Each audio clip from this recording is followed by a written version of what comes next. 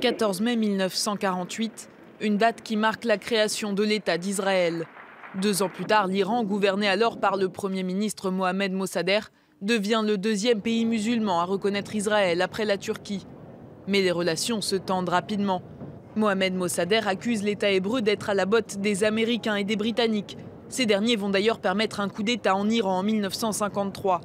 Une manœuvre qui signe la chute de Mohamed Mossadegh et renforce le pouvoir du Shah Mohammad Reza Pahlavi. Durant plusieurs années, le monarque entretient de très bonnes relations avec Israël. Des vols directs relient même Tel Aviv et Téhéran. Mais en 1979, la révolution islamique change la donne. Après plusieurs années d'exil, l'ayatollah Khomeini prend le pouvoir et rompt les liens avec Israël. La guerre entre l'Iran et l'Irak éclate en septembre 1980. L'Irak, dirigé par Saddam Hussein, envahit l'Iran. Téhéran achète alors des armes à l'État hébreu. Plus de 500 millions de dollars dépensés majoritairement sous la forme d'exportation de pétrole vers Israël. Tel Aviv laisse alors la porte ouverte à un dégel des relations avec la République islamique. Mais durant les années 80 et 90, cette perspective s'éloigne peu à peu. Les premiers ministres Yitzhak Rabin et Shimon Peres évoquent souvent la menace représentée par l'Iran, notamment avec son programme nucléaire controversé.